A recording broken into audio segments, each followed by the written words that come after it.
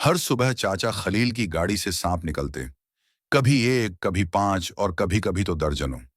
पूरा गांव डर और हैरानी में था।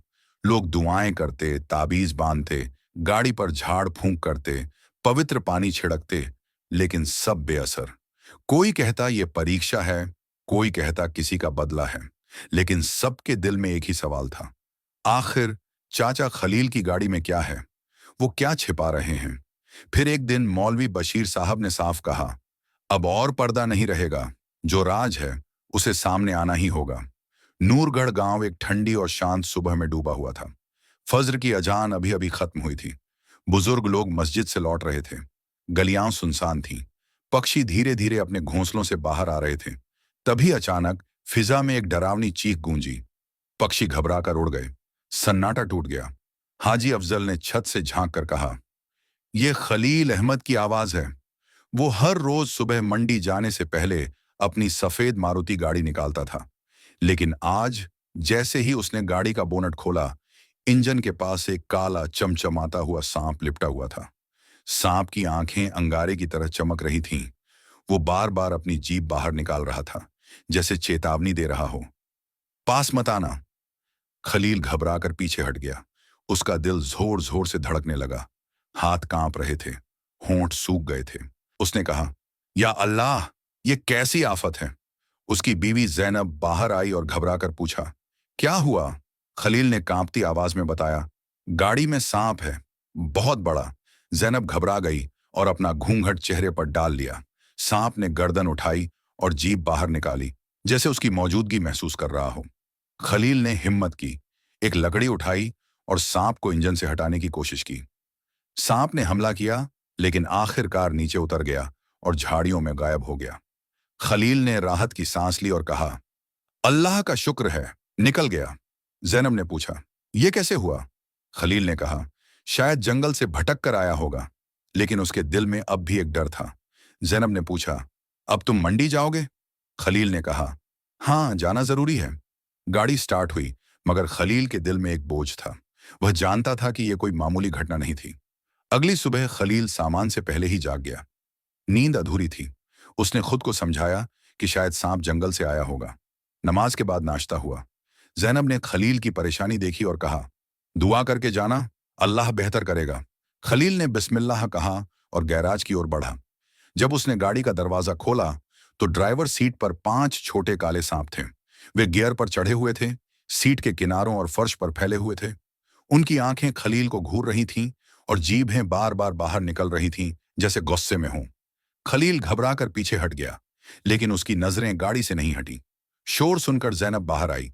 खलील ने कहा, फिर आ गए, इस बार 5 सांप। जैनब का रंग उड़ गया और वह स्तब्ध रह गई। उसी वक्त 2 पड़ोसी युवक, नमान और जाहिद, वहां से गुजर रहे थे। उन्होंने खलील और जैनब को परेशान देखा और रुके। जाहिद ने पूछा, क्या बात है? खा लो। खलील ने इशारा किया, अंदर देखो। दोनों नौजवान चौंक गए और बोले, ये सच में समस्या लगती है। नुमान ने 2 मोटे बांस और जाहिद ने छड़ी उठाई। दोनों ने सावधानी से गाड़ी में सांपों को हिलाया। सांप हिले। एक ने धमकी दी, लेकिन बांस के दबाव से भी निकलकर खेतों की ओर चले गए। खलील पसीने से तरबतर था। वह जमीन पर बैठ गया। नुमान ने कहा, यह सामान वाली बात नहीं रही। कल 1 था, आज 5। अगर सहयोग होता तो रोजाना क्यों? जाहिद ने कहा, कोई शरारत हो सकती है, किसी को दुश्मनी हो। खलील ने सिर हिलाया, दुश्मनी नहीं, मगर कुछ समझ नहीं आ रहा। जैनब ने पूछा, मगर क्या? खलील चुप रहा। उसकी नजरें गैराज की छत पर थीं। यह सब बहुत अजीब है। नुमान ने कहा, कैमरा लगाऊं? देखो क्या हो रहा है। खलील ने सिर हिलाया, हाँ, शायद यही करना पड़े। जैनब अंदर जाकर छोटे मोबाइल कैमरे का पैकेट निकाल लाई, जो उनके बेटे ने ऑनलाइन मंगवाया था। खलील ने उसी शाम गैराज के सामने वाला बल्ब उतारा। Chat GPT said camera fit कर दिया गया। छत की ऊंचाई से कैमरा पूरे गैराज को कवर कर रहा था। रात आई तो नींद दूर हो गई। खलील बिस्तर पर लेटा तो दिमाग में हर तरफ सांप ही रेंगते देखे। जैनब उसके पास बैठी, हाथ थाम कर बोली, खुदा खैर करे, कल देखते हैं। खलील ने आंखें बंद की, लेकिन दिल कह रहा था कि यह सिलसिला अभी खत्म नहीं हुआ। रात बीत चुकी थी, मगर खलील की नींद पूरी नहीं हुई थी। वह करवटें बदलता रहा। बार बार आंख खुलती, कभी दिल जोर से धड़कता, तो कभी सांपों की फुसफुसाहट कानों में गूंजती महसूस होती। उसने कुरान उठाई, कुछ सूरतें पढ़कर फूंका मारा और अपने दिल को समझाया कि सुबह सब ठीक होगा। लेकिन जब सूरज ने नूरगढ़ की खिड़कियों पर रोशनी की पहली किरण भेजी, खलील की परेशानी बढ़ गई। दिल में बेचैनी थी। जैनब ने नाश्ता बनाया, मगर वह बस चाय पर ही संतुष्ट रहा। उसकी नजरें बार बार दरवाजे से बाहर गैराज की ओर जाती, जैसे वह मानसिक रूप से पहले से तैयार हो रहा हो। तुम आज जाओगे? जैनब ने पूछा। खलील ने थोड़ी देर खामोशी के बाद सिर हिलाया। मंडी तो जाना पड़ेगा। अल्लाह का नाम लेकर नमाज के बाद जैसे ही उसने गैराज का दरवाजा खोला, उसके हाथ कांपने लगे। उसने बिस्मिल्लाह कहा, फिर गाड़ी का दरवाजा खोला। गाड़ी के अंदर एक अजीब सी खामोशी थी, मानो वहां वक्त थम गया हो। खलील ने गर्दन आगे झुकाई और झांक कर देखा। आज कोई सांप नहीं था। उसने इशारे से इधर उधर देखा। दरवाजे के किनारे, सीटों के नीचे, पिछली सीटों पर सब कुछ साफ था। अल्लाह का शुक्र है, शायद अब सब खत्म हो गया, उसने खुद को तसल्ली दी। मगर दिल के किसी कोने में एक अनदेखी शंका अब भी बाकी थी। वह गाड़ी में बैठा, इंजन स्टार्ट किया और मंडी के लिए रवाना हो गया। लेकिन इस बार उसका दिमाग पूरे रास्ते सोचों में उलझा रहा। कल 5 सांप, उससे पहले एक, और आज कुछ नहीं। क्या ये सब इत्तेफाका है या कोई खेल? क्या सच में कोई दुश्मनी पर उतर आया है? लेकिन क्यों, कब और किससे? मंडी में उसने रोज की तरह सब्जियां खरीदी, कुछ ग्राहकों से बात की, मगर उसकी आंखों में उलझन साफ झलक रही थी। एक पुराना दोस्त मंजूर, जो मंडी में उल्लू बेचता था, उसने खलील के कंधे पर हाथ रखकर कहा, खलील भाई, आज कुछ परेशान लग रहे हो। खलील ने बात टाल दी, बस थोड़ी नींद पूरी नहीं हुई।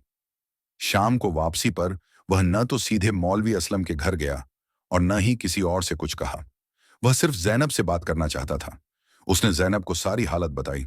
आज कुछ भी नहीं था। मुझे समझ नहीं आ रहा कि यह सब हो क्या रहा है। जैनब ने उसकी बात ध्यान से सुनी, फिर धीरे से बोली, यह सब बहुत अजीब है खलील। मैं चाहती हूं कि हम कुछ एहतियाती कदम उठाएं। क्या मतलब? हमें जानना होगा कि यह सब कैसे हो रहा है। कल से गैराज में कुछ ऐसा लगाना चाहिए जिससे पता चले कि सच में कोई आता है या नहीं। या कोई इशारा? खलील ने बस जरा सा सिर हिलाया, लेकिन उसकी आंखों में वो उदासी अब भी जिंदा थी। अगर ये किसी इंसान की चाल है, तो कौन? बाहर रात गहराती जा रही थी। आसमान पर बादल थे और हवाओं में हल्की सी नमी थी। खलील बिस्तर पर लेटा था, लेकिन नींद उससे रूठ चुकी थी। दिल में डर भी था और शक भी। अगर कल फिर सांप आया तो यह सिर्फ एक हादसा नहीं होगा। उसने आखिरी बार आंखें बंद की और खुद से वादा किया, कल सब कुछ साफ हो जाएगा। लेकिन वह नहीं जानता था कि कल का दिन सिर्फ सफाई नहीं, एक भयानक सच्चाई लेकर आने वाला है। सुबह का वक्त था, लेकिन आसमान पर हल्के हल्के बादल छाए हुए थे। सूरज की रोशनी पूरी तरह जमीन तक नहीं पहुंच रही थी, जैसे कुदरत भी किसी बात का इशारा दे रही हो। खलील अहमद बिस्तर पर आंखें खोलकर छत को घूर रहा था। जैनब ने करवट बदली तो उसकी नजर अपने पति पर पड़ी। सोए नहीं? नहीं। दिल बेचैन था, खलील ने धीरे से कहा। वह उठकर वुजू करने गया और फज्र की नमाज मस्जिद में जमात के साथ अदा की। वापसी पर उसके हाथों में हल्की हल्की कंपी थी, जैसे दिल का बोझ हाथों के रास्ते बाहर निकल रहा हो। उसने दरवाजे के पर्दे को धीरे से हटाया और आंगन में कदम रखा। गैरेज का दरवाजा सामने था। जैनब खिड़की से उसे देख रही थी। खलील ने बिस्मिल्लाह कहा, ताला खोला और दरवाजा धीरे से खींचकर खोला। गैरेज की ठंडी सड़ी गली हवा उसके चेहरे से टकराई। वह रुका, कुछ पल सांस रोककर खड़ा रहा, फिर धीरे धीरे गाड़ी की तरफ बढ़ा। दिल तेज धड़क रहा था, जैसे हर कदम पर किसी छुपी हुई चीज से सामना हो सकता है। गाड़ी पूरी तरह बंद थी, जैसे उसने रात को खुद ही बंद की हो। उसने हैंडल पर हाथ रखा और दरवाजा खोला। एक पल के लिए जैसे जमीन हिल गई हो। खलील का दिल गले में आ गया। 20 से ज्यादा सांप रेंग रहे थे, कुछ डैशबोर्ड पर, कुछ सीटों के बीच, कुछ फ्लोर मैट के नीचे से निकलते हुए।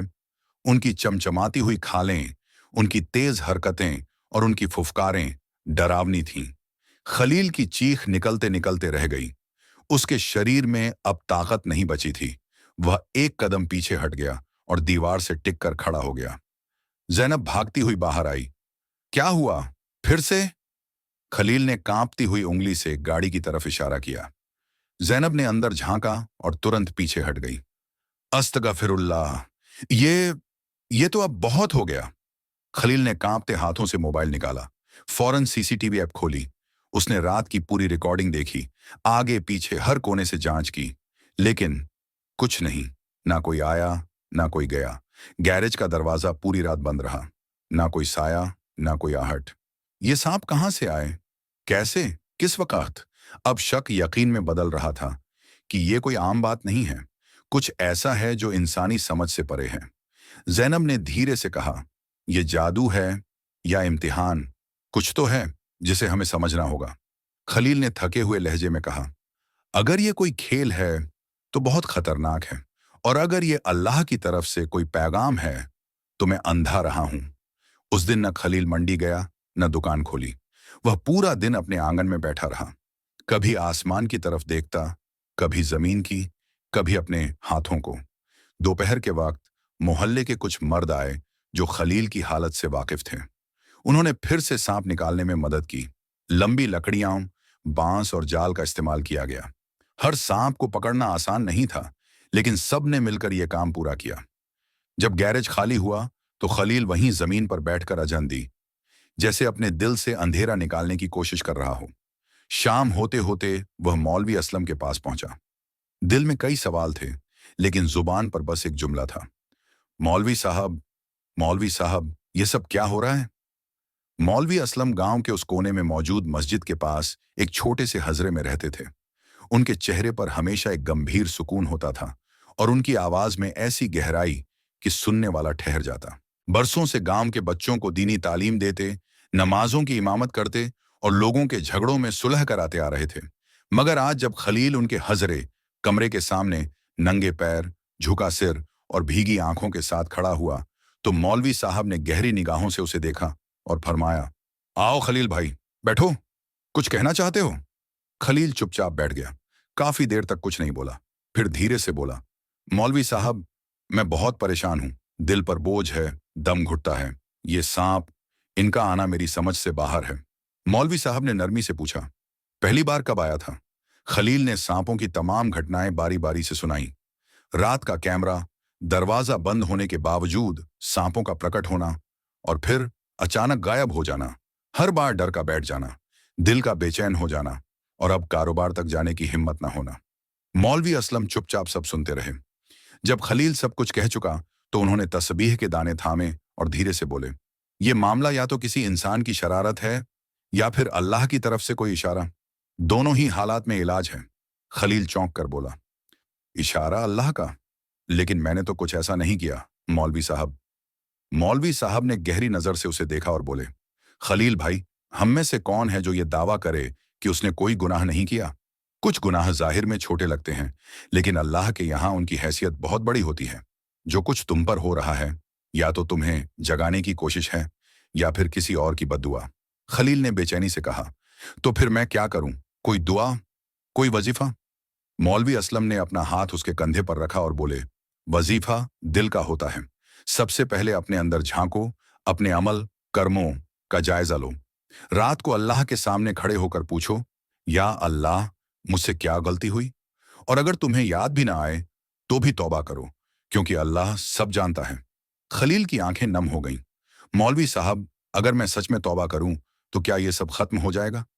अल्लाह सबसे ज्यादा माफ करने वाला है, बशर्ते इंसान दिल से पछतावा करे। मौलवी साहब ने कुछ दुआएं भी सिखाई। सूरह बकरा की तिलावत रोजाना सुनो या पढ़ो। बहुत ज्यादा इस्तगफार, माफी मांगना करो। और रात के आखिरी पहर में तहज्जुद की 2 नफल जरूर पढ़ो। और सबसे जरूरी बात, जो कुछ भी तुम्हारे दिल पर बोझ बन चुका है उसे हल्का करो। सच बताओ, अगर कुछ छुपा रहे हो खलील भाई। मौलवी असलम की आवाज नरम थी, लेकिन उसमें एक गूंज थी। अब वक्त आ गया है कि तुम अपने दिल का बोझ उतारो। मुझे साफ साफ बताओ, क्या मामला है? खलील हिचकिचाते हुए उठ बैठा, लेकिन नजरें मौलवी साहब से नहीं मिला सका। मौलवी साहब, मैं... फिर रुक गया। उसके होंठ सूखे हुए थे। मौलवी साहब चुपचाप उसके पास आकर बैठ गए। खलील, जो कुछ भी तुम्हारे दिल में है अल्लाह जानता है, मुझे नहीं। खुद को सच बताओ। कुछ पल की खामोशी के बाद खलील की आवाज निकली, बहुत धीमी लेकिन कांपती हुई, वो गाड़ी जिसके बारे में मैंने दावा किया था कि वो मेरी है, असल में वो मेरी नहीं है। मौलवी साहब ने हैरानी से उसकी तरफ देखा। तो फिर किसकी है? वो फारूक भाई की है, शहर में रहते हैं। मैंने उनसे 6 महीने पहले वो गाड़ी किराए पर ली थी। 2 महीने का किराया दिया, फिर मेरी माली हालत खराब हो गई। फिर वो बार बार गाड़ी वापस मांगने आए, लेकिन मैंने हर बार उन्हें टाल दिया। खलील की आवाज में अब शर्मिंदगी उभरने लगी थी। मौलवी साहब ने सवालिया निगाहों से उसे देखा। सिर्फ टाला? खलील की आंखें भीग गईं। नहीं, एक दिन मैंने मोहल्ले के कुछ लड़कों से कहा कि जब वो फारूक आए तो उन्हें चोर कहकर भगा देना, ताकि मोहल्ला उन्हें दूर कर दे। इतना कहते कहते खलील फूट फूट कर रो पड़ा। मौलवी असलम की सांसें थम गईं, लेकिन चेहरे पर गुस्से की जगह गहरा दुख था। खलील, तुमने एक मुस्लिम भाई को चोर कहकर भगा दिया, सिर्फ इसलिए कि तुम उसकी चीज वापस ना करो? खलील ने अपने चेहरे को हाथों से ढक लिया। मैं गलत था, बहुत गलत, लेकिन उस वक्त मुझे सिर्फ अपना फायदा दिख रहा था। जमीर की आवाज दबा दी। हर बार जब वो आया मैंने झूठ बोला। कभी कहा गाड़ी खराब है, कभी कहा मेरे नाम हो गई है। और आखिरी बार जब वो आया तो मोहल्ले के कुछ लड़कों ने उसे धक्का देना शुरू कर दिया। मौलवी असलम ने सिर झुका लिया। ये सब तुमने अल्लाह के होते हुए किया खलील? खलील रोते हुए बोला। मौलवी साहब, अब हर रात मुझे उसका चेहरा याद आता है, उसकी आंखों की वो बेबस नजरें, और अब ये सांप। लगता है जैसे वही बद्दुआ मेरे पीछे लगी हुई है, या फिर अल्लाह का कहर। मौलवी साहब ने उसे थपथपाया। अल्लाह का कहर नहीं, ये उसकी मेहरबानी है, जो तुम्हें मौका दे रहा है कि तुम वापसी करो। बदतर लोगों पर अल्लाह पर्दा नहीं डालता, वो तो तुम पर मेहरबान है, जो बार बार तुम्हें जगा रहा है। खलील ने भीगी आंखों से कहा, मैं सब कुछ वापस करना चाहता हूं, गाड़ी भी, इज्जत भी, माफी भी मांगनी है। मौलवी साहब ने सिर हिलाया। कल सुबह हम शहर चलेंगे, फारूक के पास। जो वहां खिड़की से सब कुछ सुन रही थी, उसके चेहरे पर आंसू थे, लेकिन एक सुकून भी, जैसे बरसों से दबा हुआ कोई बोझ आज उतरने लगा हो। उसी रात खलील ने तहज्जुद के नफल अदा किए, सजदे में गया और न जाने कितनी देर तक रोता रहा। या रब, जो मैंने किया वो जुल्म था, तुझे गवाह बनाता हूं, अब मैं तेरे दर पर हूं। सुबह की रोशनी पूरे घर में फैल चुकी थी, लेकिन खलील के दिल की तन्हाई जैसे अभी भी धुंध से ढकी हुई थी। आज वो दिन था जिसका उसने कभी ख्याल भी नहीं किया था। अपने गुनाह का इकरार और उस शख्स के सामने सर झुकाना जिसके साथ उसने सबसे बड़ी नाइंसाफी की थी। मौलवी असलम फज्र की नमाज के बाद खलील के घर पहुंचे। जैनब ने दोनों को दुआओं के साथ विदा किया, लेकिन उसके चेहरे पर वो सुकून था जो सच्चाई के साथ जुड़ा होता है। खलील ने गाड़ी नहीं ली, बल्कि बस स्टॉप तक पैदल चल पड़ा। उसे लगा यही उसके कफ्फारे, प्रायश्चित्ता का पहला कदम होना चाहिए। शहर का सफर लंबा नहीं था, लेकिन खलील के लिए हर मील जैसे एक अजाब सज्जा की तरह गुजर रहा था। उसके जहन में फारूक का चेहरा बार बार उभरता। वे दिन याद आते जब फारूक दरवाजे पर आया था, इज्जत से गुजारिश की थी, और खलील ने उसे मोहल्ले वालों के सामने बेइज्जत करवा दिया था। मौलवी असलम रास्ते में खामोश रहे, बस कभी कभार तस्बीह के दाने उंगलियों में घुमाते हुए खलील की तरफ देख लेते। वो नजर खलील के लिए काफी थी, याद दिलाने के लिए कि अब वापसी का रास्ता सिर्फ सच्चाई और माफी से ही खुलेगा। आखिरकार वे शहर पहुंचे। फारूक का मकान मोहल्ले के आखिरी छोर पर था, साधारण लेकिन साफ सुथरा। खलील का दिल जोर से धड़कने लगा। उसके कदम रुकने लगे, लेकिन मौलवी असलम ने उसका कंधा थामा। अब नहीं रुकना। खलील ने हिचकिचाते हुए दरवाजे पर दस्तक दी। कुछ ही पलों में दरवाजा खुला और सामने वही चेहरा था, फारूक। सफेद कुर्ता, हल्की दाढ़ी, हैरानी और पहचान का मिला जुला भाव। खलील भाई? खलील की जबान कांप रही थी, आंखें भीगी हुई थीं। फारूक भाई? उसने जेब से गाड़ी की चाबी निकाली और दोनों हाथों से फारूक के सामने रख दी। ये आपकी है। मैंने बहुत जुल्म किया, बहुत झूठ बोला, और शायद सबसे बड़ा जुल्म ये किया कि आपकी इज्जत को रौंद डाला। मैं दिल से माफी मांगता हूं। फारूक ने खलील को कुछ पल खामोशी से देखा। फिर कैसे बोला, आपको यह कदम उठाने में बहुत हिम्मत लगी होगी। खलील ने सिर झुका लिया। यह सब अल्लाह ने करवाया है। अगर मेरे बस में होता तो शायद मैं कभी ना आता, लेकिन अल्लाह ने मेरे दिल का पर्दा फाड़ दिया और मुझे मेरी हकीकत दिखा दी। मौलवी असलम ने चुप्पी तोड़ी। फारूक भाई, इंसान वही है जो दूसरों को माफ करना जानता है। खलील ने गलती की है, मगर आज वो तौबा की हालत में है। अगर आप उसे माफ कर दें तो शायद अल्लाह भी हम सब पर रहम करें। फारूक ने गहरी सांस ली, चाबियां थामी और खलील को सीने से लगा लिया। मैंने आपको माफ कर दिया, क्योंकि मैं जानता हूं कि माफ करना अल्लाह के करीब ले जाता है। खलील सिसकने लगा। उसके आंसू फारूक के कंधे पर गिर रहे थे। आज पहली बार उसे अपनी नफ्स, अहंकार पर जीत महसूस हो रही थी। दोनों साथ बैठे, चाय आई। मौलवी असलम ने सूरह नूर की आयतें सुनाई, जिनमें माफी और तौबा की फजीलत यानी महिमा बताई गई थी। फारूक ने कहा, अल्लाह ने आपको जगाया, ये उसकी रहमत है। सांप तो सिर्फ एक माध्यम थे, हकीकत ये थी कि आपके अंदर का सच मर रहा था। अब वो जाग गया है। खलील ने सिर हिलाकर हाँ में जवाब दिया। अब मैं बदले बिना वापस नहीं जाऊंगा। मेरे गांव में और भी लोग हैं जो मेरे जैसे हैं। मैं चाहता हूं कि वो भी सच का रास्ता देखें। मौलवी असलम ने मुस्कुराकर कहा, अगर नीयत साफ हो तो अल्लाह रास्ते आसान कर देता है। जब वो वापस रवाना हुए तो खलील के चेहरे पर वो बोझ नहीं था जो कई दिनों से उसके साए की तरह उसके साथ था। उसकी आंखों में नादानी थी, मगर साथ ही एक नई रोशनी भी। वो रोशनी जो सच, माफी और अल्लाह के करीब से जन्म लेती है। वापसी का सफर छोटा था, लेकिन खलील के दिल में एक अजीब सी बेताबी उतर चुकी थी। उसने कभी सोचा भी नहीं था कि जो गाड़ी उसके नब्ज की निशानी बन चुकी थी, वही आज उसकी नजात, मुक्ति का जरिया साबित होगी। जब वो मौलवी असलम के साथ नूरगढ़ वापस पहुंचा तो दोपहर ढल चुकी थी। सूरज अपने झैनी चरम की ओर बढ़ रहा था, लेकिन खलील की जिंदगी में रोशनी फैल रही थी। घर पहुंचा तो जैनब ने दरवाजा खोला। उसके चेहरे पर बेचैनी, इंतजार और दुआओं की थकान साफ थी। लेकिन जैसे ही उसकी नजर खलील के चेहरे पर पड़ी, वो चौंकी। उसकी आंखों में वो सुकून था जो किसी आरिफ, अंदर से जागे हुए इंसान की आंखों में होता है, जैसे अंदर से टूटकर पूरा हो चुका हो। सब ठीक हो गया? जैनब ने धीमी आवाज में पूछा। खलील ने हाँ में सिर हिलाया। माफी मिल गई। फारूक भाई ने सब कुछ माफ कर दिया। जैनब की आंखों में नमी आ गई। उसने हाथ उठाकर आसमान की ओर देखा। या रब, तेरा शुक्र है। मौलवी असलम ने कहा, अब अगला कदम तुम्हारे अपने काम के लिए है। सच बोलना सिर्फ खुद को नहीं, सबको जगाना होता है। उसी शाम खलील ने घोषणा की कि वो मगरिब के बाद मस्जिद में सबको कुछ कहना चाहता है। मस्जिद में कभी इतना जन सैलाब नहीं हुआ था। बूढ़े, जवान, औरतें सब मौजूद थे। कुछ को हैरानी थी, कुछ ने सुना था कि खलील ने गाड़ी वापस कर दी है, लेकिन वजह नहीं जानते थे। मगरिब की नमाज के बाद मौलवी असलम ने कुछ कुर्सियां मंगवाईं और फिर माइक खलील को सौंप दिया। खलील मंच पर नहीं गया, बल्कि फर्श पर बैठकर सादगी से बोलने लगा। मेरे भाइयों, मेरे बुजुर्गों, मैं आज आपके सामने सिर्फ एक माफी लेकर आया हूं। मैंने एक बहुत बड़ी गलती की है। मैंने एक भाई की अमानत दबा ली, झूठ बोला और उसकी इज्जत पर हमला किया। और जब मेरे गैराज में सांपों की शक्ल में आया, तब भी मैं डरा, लेकिन सुधरा नहीं। मस्जिद में सन्नाटा छा गया। लेकिन जब मौलवी साहब ने मुझे बताया कि अल्लाह का दरवाजा खुला है, तो मैंने हिम्मत की, माफी मांगी, गाड़ी वापस की।